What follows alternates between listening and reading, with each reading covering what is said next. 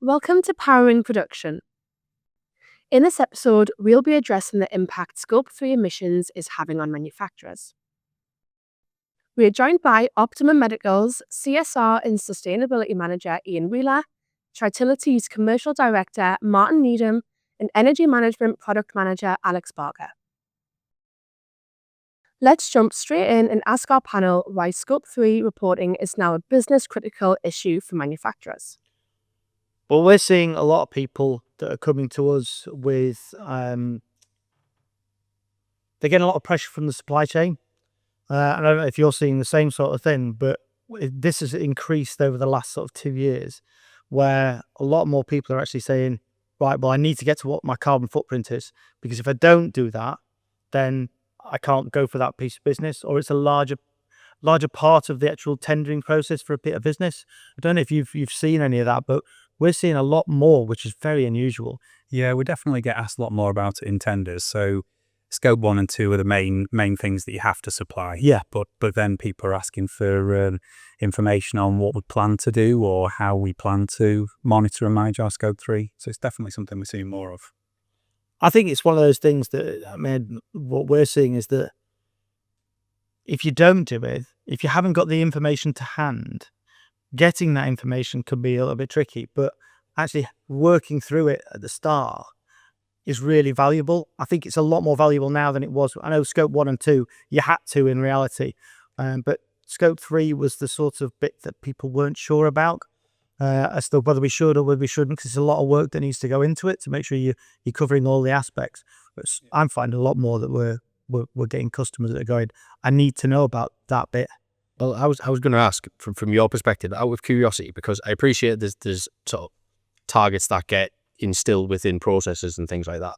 But in a real sense of it, in terms of what you're actually seeing on the ground in the tenders that you're doing, how recently has that started to come in? Have you seen the volume increase quite a lot recently, or is it just been sort of relatively constant throughout? Yeah, I think certainly over the last 12 months, the language has changed from, like I was just saying before, it's changed from what are you planning to do to how are you collecting this data. Yeah. And the scope 3 information is quite often, it's a lot more labor intensive to collect. Yeah, sure. And once you've got the data, there's a lot more manipulation required in terms of cleansing it and getting the bits that are actually relevant to what you're trying to calculate. And it's making sure, I suppose, that you're not dual counting anything Yes. you may have actually covered before in scopes 1 and 2. Yes, yeah, that's right. And I think, when you're talking particularly about, for us, outbound transportation, there's so many transactions, it can be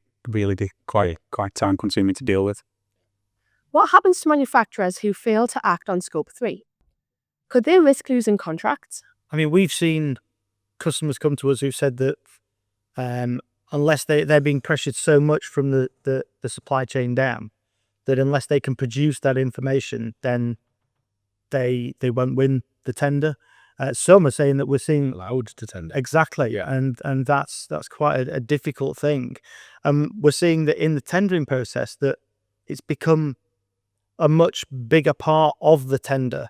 In the past, that it might be for the scoring mechanisms that some people use for tendering, it might be 10%. But now we were speaking to a supplier the other week, and they were saying that 40 to 50% of the actual tendering process was focused on that.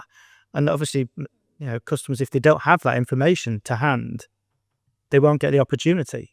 Yeah. Some of the tenders I've done recently, we've kind of gone from a general scoring criteria, like you alluded to almost a pass-fail. If you don't do it, that's at the moment that's the exception rather than the rule.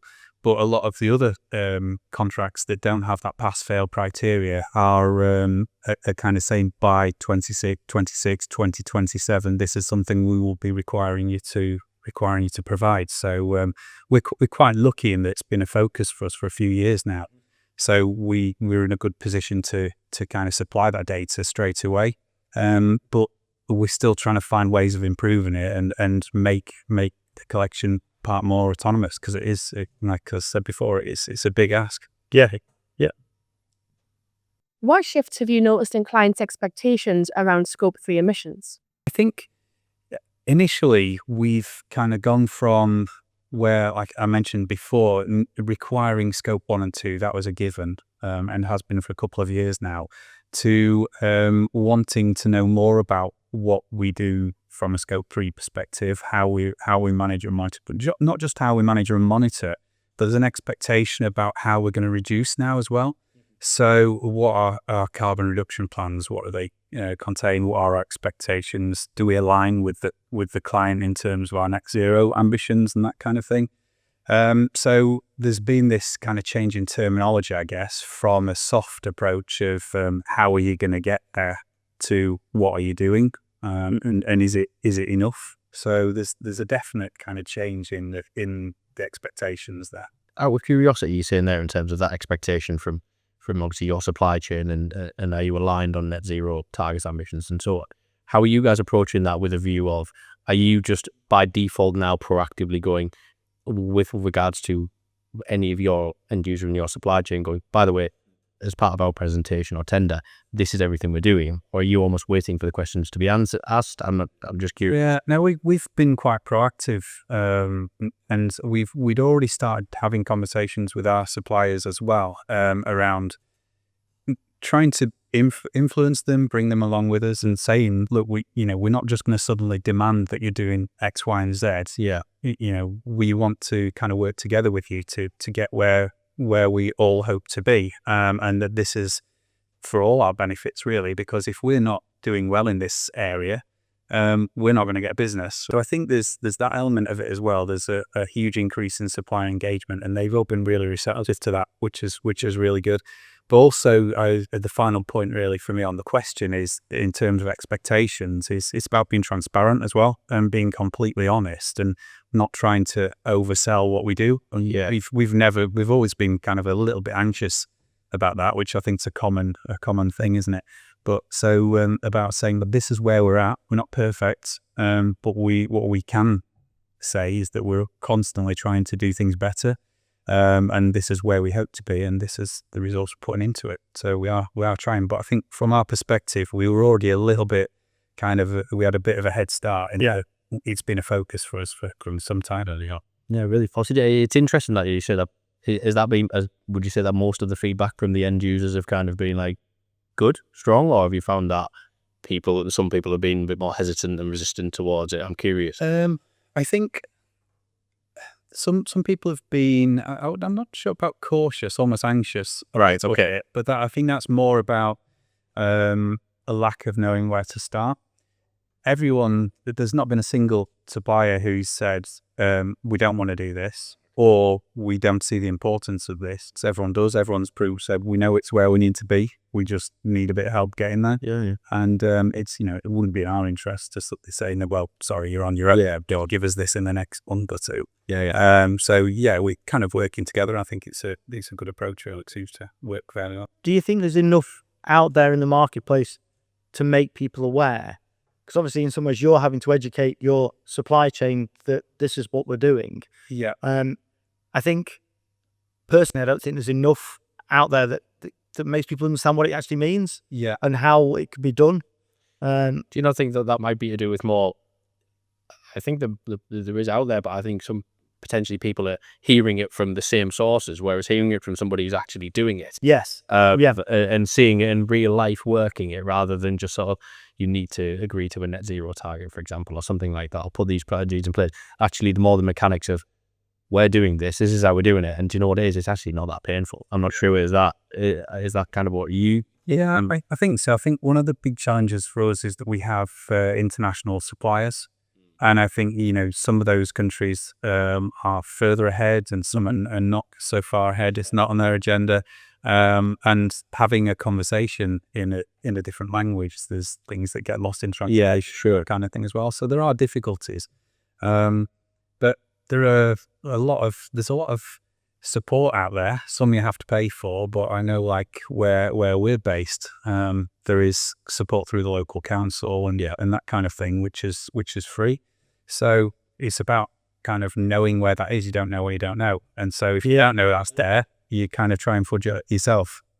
So yeah, I imagine it's quite a hard thing to look for as well, isn't it? Because if you just type something in to dig it out, God knows how many results you're going to get back. yeah, And then it'll just get awash with anything and everything. yes. So it's, And I suppose that's where I was coming from, is that there needs to be more focus on, you can go this place.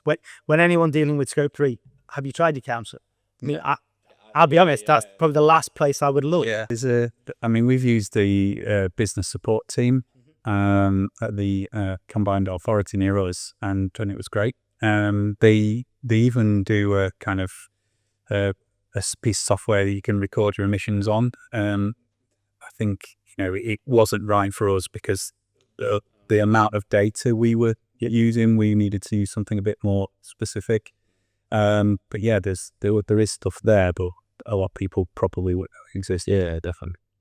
How has Scope 3 impacted manufacturers caught in the supply chain? I think for ourselves, it's been quite a positive experience because it's almost recognizing what we're doing and putting more emphasis on it. I mentioned before about our sales staff being able to go out to clients and have that conversation, and they're getting asked whether it's what are you doing with your product packaging, or what are you doing with general emissions, and they're able to have that conversation in quite a rich way, which obviously puts us in a good light.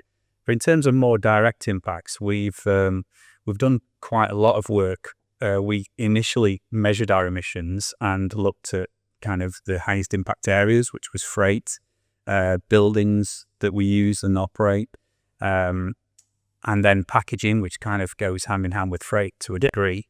So we looked at how we kind of utilize space in shipping containers, for example, and how we make sure that we're not A, sending empty space in the product packaging, but B, sending empty space in the containers as well. Yeah. And then one step up from that, the type of freight that we use. So we've virtually eliminated air freight, and that had a huge impact on our emissions overall. Yeah. So it's only used really in emergencies now, where the client desperately needs a particular item, and then moving on from that. We looked at the buildings that we're in. So we've got we had solar installed on our warehouse last year. So we've got a kind of a really good story there now, where the warehouse is in Bradford, and so the surrounding areas, we do operate our own delivery service now. We've got an electric van that goes out and delivers products to people in that area.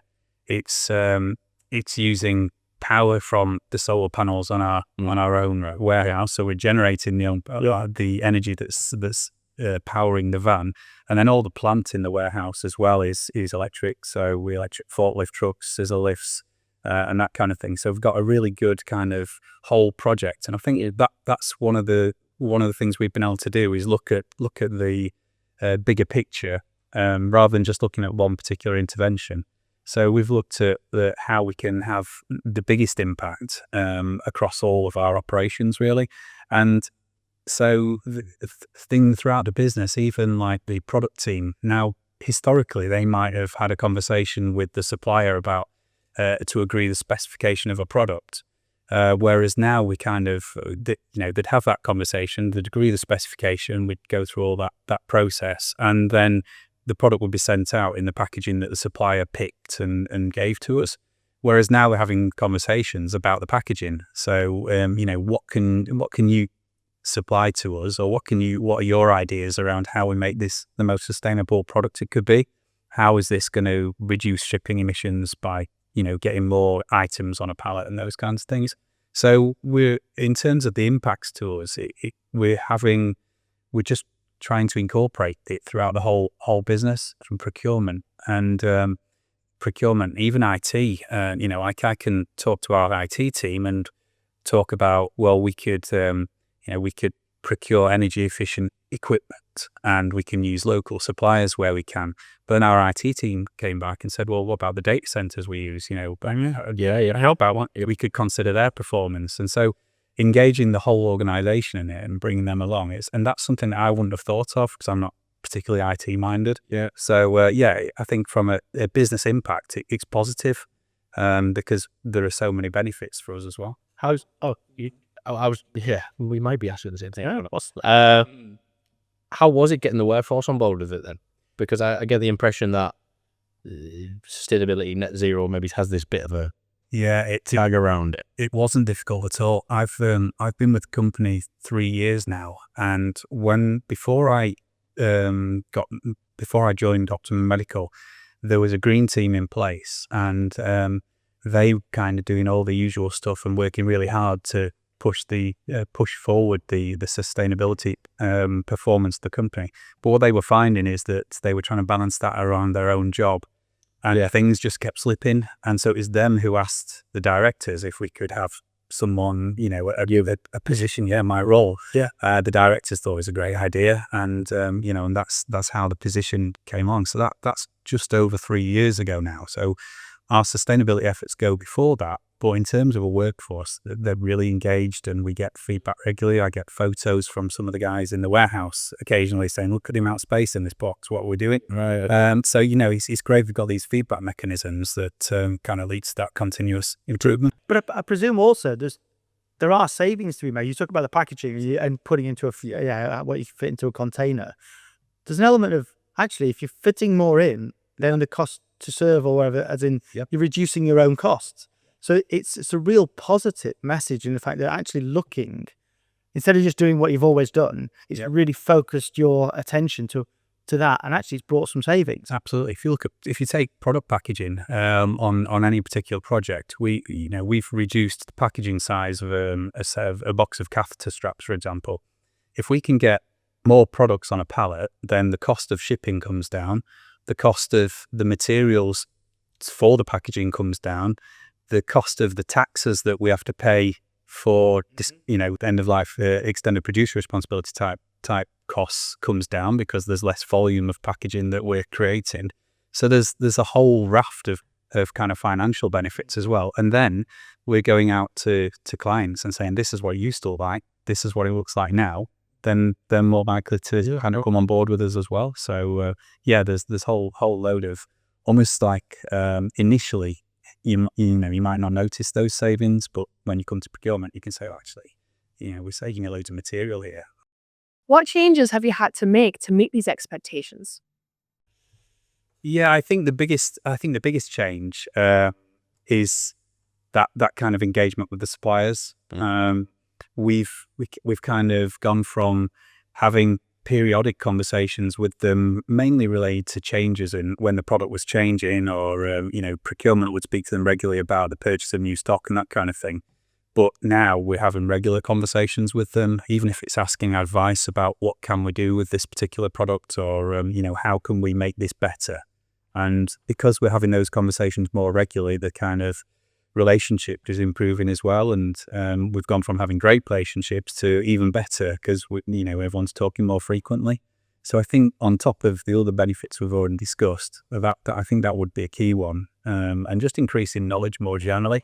If we can show that our suppliers are kind of reducing their impact as well, then so much better. What practical steps can manufacturers take to track and report their Scope 3 emissions? I don't think there's anything groundbreaking I'm going to say here, but the key thing I think is start simple. So start simple and don't aim for perfection was the best advice I got. You can always develop the quality of your data, and when you're in any of the kind of software solutions or anything that I've completed, it's always been how good is your data, and how confident are you in it. So for some of the things, there's how much estimation have you used, and so if you're kind of basing your energy use on actual meter readings, then great. If it's just kind of periodic, if you've not on a smart meter, for example, and your data might be slightly out, don't worry about it. It's a start, and you can kind of then think, right, how do I improve this? What am I going to do over the next year to improve this? And that's kind of where you guys come into it to a large degree, and where you've helped us out as well. So I'd say don't aim for perfection. You can start simple in a spreadsheet, and I still manage kind of the month-to-month readings in a simple Excel spreadsheet, and then upload it to software afterwards. So and as I mentioned earlier, kind of look for other areas of support. So whether that's kind of information advice from, e.g., local council or business support companies or anything like that, to financial grants to help you cover the cost of some of the work you're doing. We've used that quite a lot. And also kind of the relationship with you guys in terms of monitoring our energy using the energy management software and that kind of thing. So I think the best advice I can give is don't overthink it and start. And think about your whole operation, and then think about the bits you do have and then the bits you don't, and work within your real organization. So we've got a great IT team, and I've kind of been to them with problems, particularly around onward shipping. So when it leaves our warehouse, how far does it go? How much does it weigh? What's the kind of ton kilometer value of that? So that's that kind of more complex level of data. And they've been able to kind of use our CRM system and build things into it where that now does the calculations for me. But I could never have done that straight away. I remember when we first started, we didn't have the weights of all the products in the system. And because we were a home delivery service for prescriptions as well. Yeah. So we provide a lot of other people's products. Everything you can get through the NHS, we supply or required to supply. So there's no way we could possibly have all that data. Yeah. So there's a lot of approximation in there. So I'd say, okay, right, this is not our product, but we do one similar. So I'll apply the weight of ours to that. Yeah. And then over time, we've kind of populated our databases with the actual information, and it's fine as long as you're transparent about it and say, this is a limitation with what we're doing at the moment, and this is how we're going to improve it over the next 12 to 18 months. So yeah, it can be quite scary, I guess, at first, but it's about kind of having a start point, saying this is where we are now, this is where we're going to be, and this is what we need to do to get there. How do you see Scope 3 reports evolving? I think there's got to be improvements in the kind of available technology as well for reporting. So the software can be quite expensive. There are some free versions, and that will do for businesses up to a certain level. Yeah. But when you start having to report on freight and shipping in large quantities and that kind of thing, my experience is that software can be quite expensive and prohibitively expensive. So I think that's one area for development. I would say another area is that I would expect is that the mandatory Scope 3, there'll be more mandatory Scope 3 categories. Yeah. We'll get to a point where we're at a point where not all of them are mandatory, so quite a lot of your total impact could be disguised to a degree, or not declared. And I think that's one thing we've been quite focused on, is including all of those, but also the actual, in terms of the Scope 1, 2 and 3 reporting, I think a lot of people will demand that. So tenders and etc., that'll become compulsory rather than maybe an optional thing at the moment. I think truly it's important as well, though, as to how this comes across. And I think there's some things that you mentioned earlier in terms of all of the upside and benefits that come associated with it. I think if the word compulsory sort of pushes it down people's throats a little bit, and then that causes that natural resistance. Certainly with the costs that are involved in it, people only see it as a downside. And I think if it's put across more effectively, you are more likely to get people on board. It's just how that is done is yeah. I think you're right. It can be seen and probably is seen by a lot of people as just something we have to do. Yeah. Rather than seeing those benefits that we spoke about previously and how it can improve things. We just going back to the solar panels. I mean, we had them installed last September, so we've not had a whole summer of benefit from them yet. But already, if I look at the kind of the software we use to look at how much we're generating, it's like massively impressive already. And it's a very short, in the grand scheme of things, compared to other options, it's a really short return on investment. Yeah, absolutely. So yeah, I think there's a lot of opportunity, and if kind of promoted in the right way, rather than it being seen as a hindrance, it's it can be really more likely to succeed. Yeah. What should manufacturers be doing today to stay ahead of future requirements? think in some ways it's exactly what you said. Start. Yeah. Actually be prepared to actually put the effort in and actually start. It might not be perfect, but actually at least make that start. Journey. Look at what your clients want as well. I think Yeah. a good thing I'd say is really important. Clearly, if you're going to go down a certain framework or pick a certain framework, make sure it's aligned with what your clients want.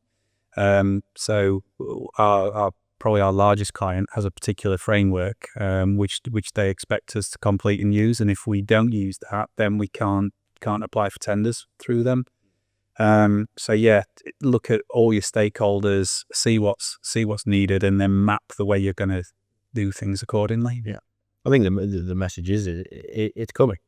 It's coming one way or another, and people may think, oh, it doesn't apply to me, or it's not going to for a long, long time. But be proactive.